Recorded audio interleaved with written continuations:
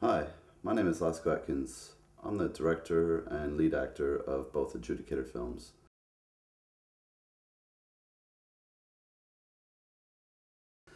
Now, part one was shot in Super 8 because we needed a stop motion time-lapse photography, and my mate who I shot it with, Ralph Phillips, part of PMP Productions, specializes in it since for years he would focus on using music and stop motion in his Super 8 videos to create the live action kind of time lapse sort of feel, which he was very good at, to tell you the truth. He did it for music videos, for short films, and his days of Super 8 are over, as are mine. Now, part one, for the fight scenes, what I did was I practiced by myself and my Kill Bill sword in my garden in Surrey for quite a few weeks before the shoot, and came up with virtually every single fight move in the film. Now, the choreography we stuck to very close, and there was a couple sort of additions here and there, but mainly it was due to the stop motion restrictions, and that didn't always work because we had a freeze frame problem and with the trigger sensor. So some of the footage was lost. However, we did come up with enough to tell the story, which was basically of this little boy wandering into the woods and coming out, defeating a witch, a supernatural witch. Now, the ending is sort of open ending for people, but for me it's fairly straightforward what happens. It's virtually the end of the world, and that's it. Everybody in it gets it, including me. I was during my phase where I was still getting killed in all my films. Not anymore, though. You'll watch Adjudicator 2 when it comes out, and you'll see the difference.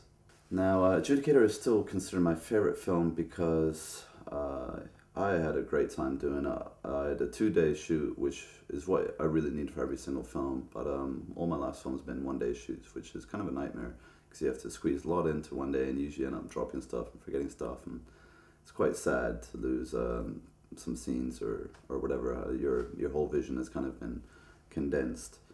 But that's part of filmmaking. It's part of editing as well. You lose a lot of your babies in editing in the process. Now, I never officially trained with swords, samurai swords or any other type. But what I did do is do Taekwondo as a kid for a year or two, and I have a good understanding of martial arts because I watched a lot of action films, a lot of sword, wushu sort of style films. And I was born in Hong Kong, so I'm inherently Asian, believe it or not. Don't let the skin fool you. Weeks before the shoot, I started practicing in my garden with this Kill Bill replica sword. Now, I virtually did it in my shorts, so any sort of mess-ups would have actually cost me a leg or a scratch, but no hitches, and throughout the first shoot there was no hitches whatsoever as far as injuries or danger, because we shot at 18 frames, which meant that we could take a lot slower and safer, considering, you know, I had a few actors, including myself, dealing with a potentially deadly weapon. The blade itself is quite blunt, but the tip is actually quite pointy and could pierce skin. We stuck to virtually every fight scene as I choreographed it, except for a few additions, which sometimes worked and sometimes didn't. We had issues with the stop motion trigger a couple times, so we had to drop some scenes, which was quite sad. But in the end, we actually got enough footage to kind of put something together and get the story as I kind of saw it, which was telling the bit about the boy and the witch and the adjudicator and how they all came to play. Now, there's no dialogue in part 1 or 2. I mean, they're meant as slight music videos, if you will.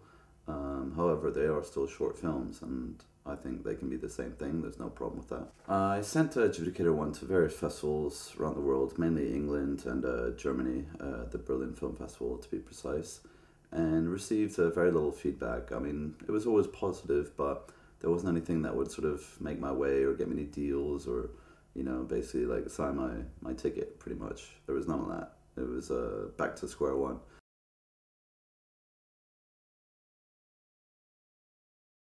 I have actually mapped out a whole feature film which includes feudal period time Japan, which would be quite a big budget. Now, I kind of see, I mean, CG or live action, I don't really care. It's just I'm sort of done with this franchise, but I would still like to stay on board as a producer, writer, director, whatever, but just not acting anymore. I'm kind of done with the part. It was fun to be it again, but it wasn't quite the same since the cast was a lot smaller. There was only 3 of us in part 2, and part one had about 5, 6, 7 of us in total. So yeah, but for the meantime, enjoy Adjudicator while it plays now.